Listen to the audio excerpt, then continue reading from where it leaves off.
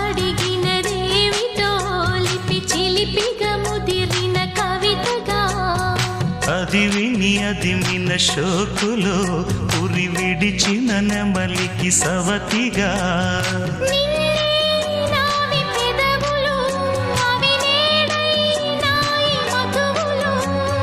రెండు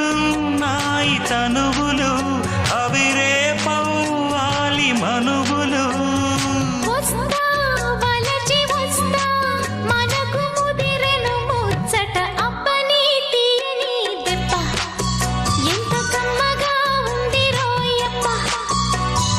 అమ్మ నీనున్న నీ బుగ్గ